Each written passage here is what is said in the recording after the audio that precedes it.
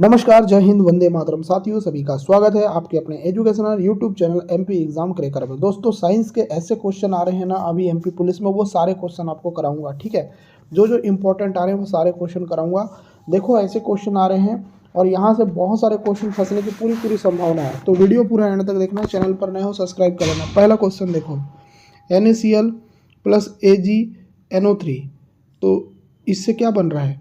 NO3 और AgCl, यह किस प्रकार की प्रक्रिया है?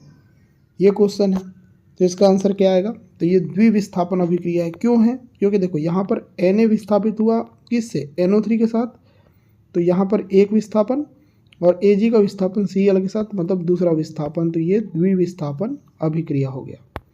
चलिए next question, Fe plus CuSO4 और FeSO4 प्लस Cu, यह किस प्रकार की अभिक्रिया है? तो देखो, ये एकल विस्थापन है। क्यों है एकल विस्थापन? क्योंकि यहाँ पर Cu के साथ कुछ नहीं आया, इसलिए एकल है।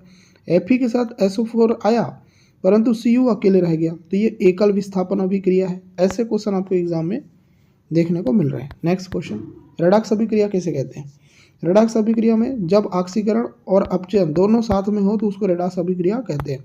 दोस्तों, अगर आपको सुपर सिलेक्शन ऐसे ही प्रश्न चाहिए, साइंस के 1000 क्वेश्चन दे रहा हूँ मैं, MP GK के, MP करंट अफेयर के, तो भाई इस नंबर पे आप मैसेज कर ले सकते हो। लास्ट समय में पढ़कर अपने नंबर बढ़ा सकते हो। नंबर क्या है? 8827419259, ये हमारा नंबर है। 99 रुपये में आपको सारे प्रश्न मिल जाएंगे ऑल सब्जेक्ट के। देखो, जो भी चाहता है कि यार एग्जाम क्रैक करना है, इंपॉर्टेंट क्वेश्चन पढ़ना है, ज़्यादा क्वेश्चन इधर उधर के पढ़ना नहीं है, तो भाई वो बिल्कुल मैसेज कर सारी जानकारी ले सकता है। कैसे क्या मिलेगा आपको सब यहीं बताया जाएगा, मैसेज कर देना व्हाट्सएप पर। आगे देखो, संयोजन अभिक्रिया किसे कहते हैं? संयोजन अभिक्रिया क्या होती है? संयोजन अभिक्रिया होती है कि भाई जब दो पदार्थ मिलकर एक बने, तो इसका आंसर आ जाएगा ए आंसर। नेक्स्ट क्वेश्चन, वियोजन अभिक्रिया किसे कहते हैं? वियोजन किसको कहते हैं? तो क्या आएगा? जब एक अभिकारक कई उत्पादों में टूट जाए, तो आंसर आ जाएगा ए आंसर। नेक्स्ट, निम्न में से कौन प्राकृतिक सूचक है? प्राकृतिक सूचक कौन है? तो दोस्तों, हल्दी एक प्राकृतिक सूचक है, सी आंसर आएगा। देखो, सूचक कितने प्रकार के? तो सूचक होते हैं दोस्तों कितने प्रकार के? 3 प्रकार के। नेक्स्ट, लिटमस किससे प्राप्त होता है? तो दोस्तों, लिटमस प्राप्त होता है लाइकेन से। नेक्स्ट क्वेश्चन देखेंगे, और नेक्स्ट क्वेश्चन ये है, अम्ल नीले न्यूज़पेपर को क्या करता है? अम्ल करता है नीले को लाल। नेक्स्ट, क्षार लाल को क्या करता है? तो क्षार करता है नीला। क्षार लाल को क्या करता है? लाल को क्या करता है? नीला करता है। 11वां, हल्दी पर क्षार डालने पर रंग क्या होता है? तो दोस्तों, ये लाल होता है, बी आंसर आएगा। आगे देखिए, कृत्रिम सूचक कौन सा है? तो कृत्रिम सूचक है दोस्तों फिनोप्थलीन। 13वां नंबर, ओम का नियम कौन सा है? तो ओम का नियम क्या कौन सा है? तो दोस्तों, ये है V=IR, डी आंसर आएगा। ओम का नियम क्या बताता है? तो ओम का नियम बताता है दोस्तों धारा विभवांतर के समानुपाती है, ये बताता है दोस्तों ओम का नियम। नेक्स्ट, प्रतिरोध किसके समानुपाती? तो प्रतिरोध दोस्तों लंबाई के समानुपाती होता है, बी आंसर परफेक्ट आएगा। प्रतिरोध क्षेत्रफल के किस प्रकार अनुपाती होता है? तो प्रतिरोध होता है दोस्तों क्षेत्रफल की पूछा है तो व्युत्क्रमानुपाती। नेक्स्ट, प्रतिरोधकता का प्रतीक कौन सा है? तो दोस्तों, प्रतिरोधकता का प्रतीक होता है रो। रो का साइन क्या है? Option number B. 18वां, Li से F तक परमाणु त्रिज्या क्यों घटती? लिथियम से फ्लोरीन तक, तो इसका आंसर क्या आएगा? तो इसका आंसर ये आएगा कि भाई नाभिकीय आकर्षण बढ़ता है इस वजह से। नेक्स्ट क्वेश्चन ध्यान से देखिए, वक्रता त्रिज्या r और फोकस दूरी में संबंध क्या है? बहुत ही अच्छा क्वेश्चन है। इसका जो आंसर आएगा वो आ जाएगा कि भाई R=2f, ये संबंध है। नेक्स्ट, पानी में हवा का गोलाकार बुलबुला किस प्रकार का लेंस होता है? तो दोस्तों, ये होता है आपका अवतल लेंस। नेक्स्ट, निर्वात में प्रकाश के विभिन्न रंगों की गति कैसी होती है? तो इसका आंसर आ जाएगा सभी की समान। एक्वा रेजिया किसका ताजा मिश्रण है? एक्वा रेजिया दोस्तों HCl और HNO3, इसको बोलते हैं एक्वा रेजिया। एक्वा रेजिया का अनुपात बताना है, तो इसका अनुपात होता है 3:1, जिसमें HCl 3 रहता है, HNO3 कितना रहता है? 1 रहता है। टमाटर में कौन सा अम्ल पाया जाता है? दोस्तों, टमाटर में पाया जाता है ऑक्जेलिक अम्ल। आंसर क्या आएगा? बी। दही में कौन सा अम्ल पाया जाता है? तो दही में दोस्तों पाया जाता है लैक्टिक अम्ल। आंसर आ जाएगा ए। नेक्स्ट, अम्ल प्लस क्षार क्या बनता है? तो दोस्तों अम्ल और क्षार मिलकर लवण और जल बनता है। ए आंसर आएगा। नेक्स्ट, प्रबल अम्ल और प्रबल क्षार से कौन सा लवण बनेगा? तो गाइस इसका आंसर आ जाएगा उदासीन। तो आंसर आ जाएगा डी आंसर। प्रबल अम्ल और दुर्बल क्षार से कौन सा लवण बनेगा? तो इसका आंसर आ जाएगा अम्लीय लवण। आंसर आ जाएगा सी आंसर। दुर्बल अम्ल और प्रबल क्षार से कौन सा लवण बनेगा? तो इसका आंसर आ जाएगा दोस्तों क्षारीय लवण। आंसर आ जाएगा ए आंसर। क्षारीय धातुओं के ऑक्साइड की प्रकृति कैसी होती है? तो दोस्तों इसका आंसर आ जाएगा क्षारीय होती है। आंसर आ जाएगा सी आंसर। अधातुओं की ऑक्साइडों की प्रकृति क्या होती है? तो अधातुओं की होती है दोस्तों अम्लीय। आंसर आ जाएगा बी आंसर। ग्रेफाइट की प्रकृति कैसी होती है? तो ग्रेफाइट की प्रकृति होती है मुलायम। तो आंसर क्या आएगा? बी आ जाएगा। श्वेत फास्फोरस को किस में संग्रहित किया जाता है? तो गाइस इसका आंसर आ जाएगा बी आंसर, जल में। तो आंसर आ जाएगा बी आंसर। नेक्स्ट, सोडियम और पोटेशियम को किस में रखा जाता है? तो दोस्तों इसको रखा जाता है केरोसिन में। आंसर आ जाएगा सी आंसर। नेक्स्ट, लिथियम को किस में संग्रहित किया जाता है? तो लिथियम को दोस्तों किया जाता है पैराफिन मोम में। आंसर आ जाएगा ए। इलेक्ट्रॉन पहले किस कक्षक में प्रवेश करते हैं? तो दोस्तों इसका आंसर आ जाएगा कम ऊर्जा वाले में। आंसर आ जाएगा ए। कौन सी ग्रंथियां मस्तिष्क में स्थित है? तो दोस्तों मस्तिष्क में है हाइपोथैलेमस और पीनियल, ये दोनों हैं। आंसर आ जाएगा ए। मस्तिष्क का सबसे बड़ा भाग क्या है? तो इसका आंसर आएगा सेरिब्रम है। आगे देखिए, शरीर का संतुलन कौन बनाए रखता है? तो ये रखता है सेरिबेलम। आगे देखिए 40, प्रतिवर्ती चाप क्या है? प्रतिवर्ती चाप होता है दोस्तों संवेदी से मांसपेशी तक सूचना का मार्ग। किस हार्मोन के गिरने से मासिक धर्म होता है? तो दोस्तों इसका आंसर आ जाएगा प्रोजेस्टेरॉन। श्रेणी क्रम में धारा कैसी होती है? तो श्रेणी क्रम में धारा समान रहती है। श्रेणी क्रम में विभवांतर कैसा रहता है? तो विभवांतर दोस्तों रहता है बदलते रहता है। समानांतर क्रम में धारा कैसी होती है? तो धारा क्या रहती है? बदलते रहती है समानांतर क्रम में धारा। देखिए नेक्स्ट क्वेश्चन, मानव मूत्र में उत्सर्जित होता है। मानव मूत्र में क्या उत्सर्जित होता है? तो विटामिन सी। विटामिन सी जो है ये मानव मूत्र से उत्सर्जित हो जाता है। 46, दूध में उपस्थित प्रमुख प्रोटीन क्या है? तो इसका नाम है दोस्तों कैसिन। कैसिन क्या है दोस्तों? दूध में मौजूद प्रमुख प्रोटीन है। आगे देखिए नेक्स्ट क्वेश्चन, मेढक के हृदय में कितने कक्ष होते हैं? तो मेढक के हृदय में होते हैं दोस्तों 3 कक्ष, और मनुष्य के कितने होते हैं? 4 होते हैं। मेढक के कितने होते हैं? 3 होते हैं।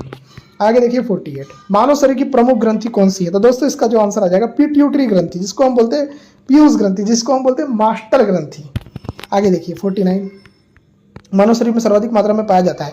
क्या पाया जाता है? तो इसका आंसर आ जाएगा दोस्तों कैल्शियम। कैल्शियम जो है मानव शरीर में सबसे ज्यादा मात्रा में पाया जाता है।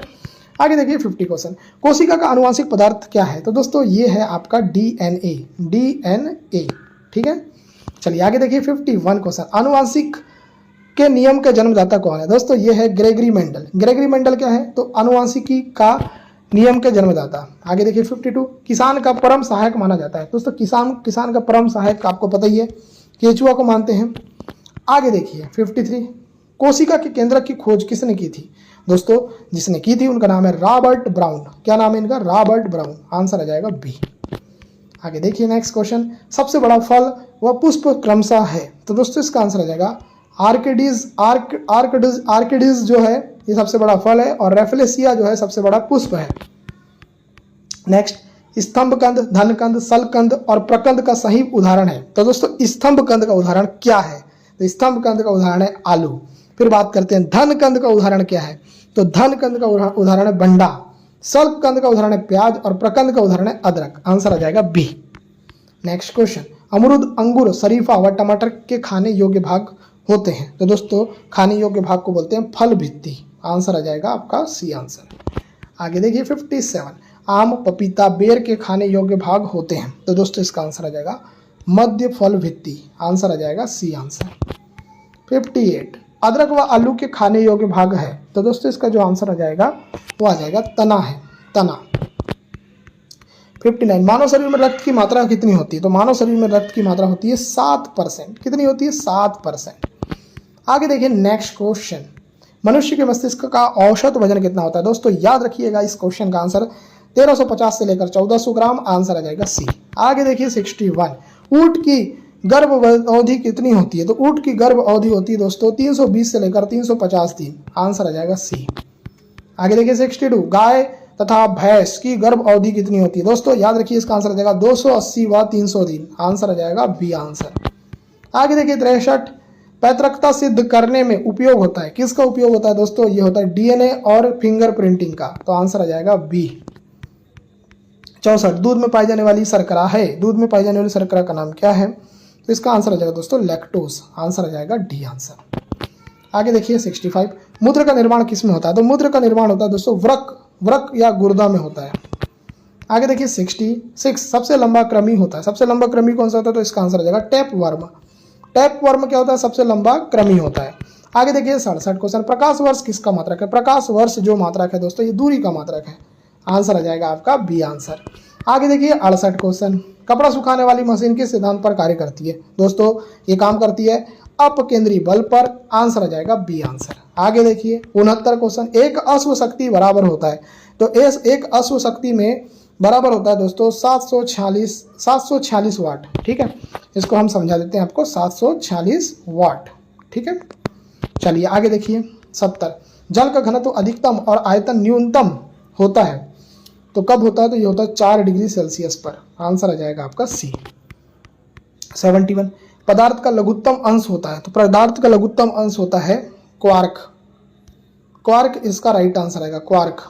क्वार्क क्या है? पदार्थ का लघुत्तम अंश है। 72, लेंस की क्षमता का मात्रक क्या है? तो लेंस की जो क्षमता है उसका मात्रक होता है दोस्तों डाईऑप्टर, आंसर आ जाएगा डी आंसर। आगे देखिए 73, इंद्रधनुष के बीच का रंग होता है, तो दोस्तों इंद्रधनुष के बीच का जो रंग होता है ये होता है हरा, क्या होता है दोस्तों? हरा होता है।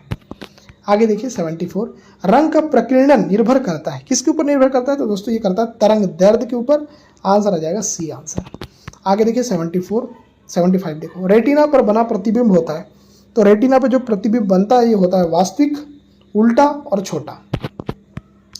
76, इंद्रधनुष बनता है, दोस्तों इंद्रधनुष सूर्य के सामने, सूर्य के नीचे, सूर्य के ठीक ऊपर, सूर्य के ठीक विपरीत, तो इसका आंसर क्या आएगा? तो इसका आंसर आ जाएगा सूर्य के ठीक विपरीत बनता है इंद्रधनुष, डी आंसर आएगा। 77, फ्यूज तार बनाई जाती है, फ्यूज तार किसकी बनाई जाती है? तो ये टिन और शीशा की बनाई जाती है, आंसर आ जाएगा बी। आगे देखिए अंतरिक्ष यात्री को आकाश काला दिखाई देता है, किस वजह से? 78 क्वेश्चन, आंसर आ जाएगा कोई वायुमंडल नहीं होने के कारण। 79, समुद्र का जल नीला दिखाई देता है, रीजन क्या है? तो रीजन बताना है आपको, तो इसका आंसर आ जाएगा प्रकाश के प्रकीर्णन के कारण, आंसर आ जाएगा सी। आगे देखिए 80, वायु का बुलबुला जल में व्यवहार करता है, कैसा करता है? तो अवतल लेंस की तरह व्यवहार करता है, आंसर आ जाएगा सी। 81, तारे के टिमटिमाने का कारण क्या है? तारे का टिमटिमाने के पीछे रीजन होता है अपवर्तन, क्या होता है? अपवर्तन।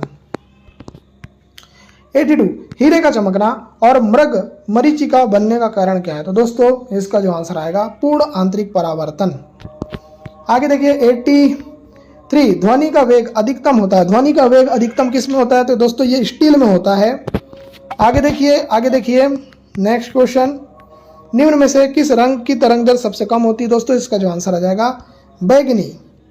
आगे देखिए 85, वायु में ध्वनि का वेग सबसे कम प्रभावित होता है, दोस्तों अगर बात करें 85 की, तो 85 का आंसर आ जाएगा ए, दाब से। 86, प्राथमिक रंग कौन कौन से हैं? तो प्राथमिक रंग आपको पता ही है भाई, लाल, हरा, नीला है। आगे देखिए नेक्स्ट, परमाणु की प्रभावी त्रिज्या कितनी होती है? दोस्तों परमाणु की प्रभावी त्रिज्या पूछा जाए 10 के ऊपर -10 की पावर मीटर में। चलिए आगे देखिए नेक्स्ट, तंबाकू में पाया जाने वाला विषैला पदार्थ कौन सा है? दोस्तों इसको बोलते हैं निकोटीन। आगे देखिए कैफीन प्रमुख रूप से पाया जाता है, कैफीन किस में पाया जाता है? तो ये कॉफी में पाया जाता है, तो आंसर क्या आएगा? सी आएगा। आगे देखिए 90, एक एवोगैड्रो संख्या का मान कितना होता है? एवोगैड्रो संख्या का मान याद रख लेना 6.022 गुणा 10 के ऊपर 23 की पावर, -23 की पावर मत याद रखना, 23 की पावर याद रखना। नेक्स्ट क्वेश्चन, नींबू के रस का पीएच मान कितना होता है? दोस्तों इसका आंसर आ जाएगा 2.4। आगे देखिए 92, नींबू में पाया जाने वाला अम्ल कौन सा है? तो नींबू में पाया जाने वाला जो अम्ल है इसका नाम है दोस्तों साइट्रिक अम्ल। आगे देखिए बॉक्साइट किसका प्रमुख अयस्क है? तो बॉक्साइट दोस्तों एल्युमिनियम का प्रमुख अयस्क है। आगे देखिए पीतल किसकी मिश्र धातु है, तो पीतल मिलकर बनी होती है दोस्तों तांबा और जस्ता से। 95 पारा का प्रमुख अयस्क होता है, तो पारा का जो प्रमुख अयस्क होता है इसका नाम है सिनेबार। क्या नाम है? सिनेबार। आगे देखिए 96 कापर ब्रॉन्ज किसकी मिश्र धातु है, तो दोस्तों कांसा जो है, कॉपर बोल रहा हूँ, कांसा जो है ये जिसको हम ब्रॉन्ज बोलते हैं वो किसकी मिश्र धातु है, तो ये मिश्र धातु है कॉपर और टिन की। आगे देखिए नेक्स्ट बेसेमर प्रक्रम का उपयोग किया जाता है, दोस्तों बेसेमर प्रक्रम का उपयोग किया जाता है इस्पात बनाने में।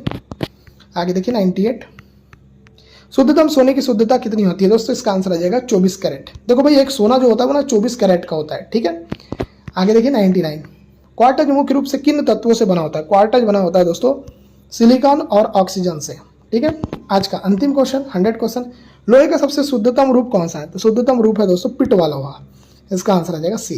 सारे के सारे क्वेश्चन मैंने आपको करा दिए हैं। उम्मीद करता हूँ ये वीडियो आपको पसंद आई है। पसंद आई वीडियो तो लाइक करें, चैनल को सब्सक्राइब करके नोटिफिकेशन बेल को प्रेस करना ना भूलें। इस वीडियो को देखने के लिए आपका धन्यवाद। आपका दिन शुभ हो।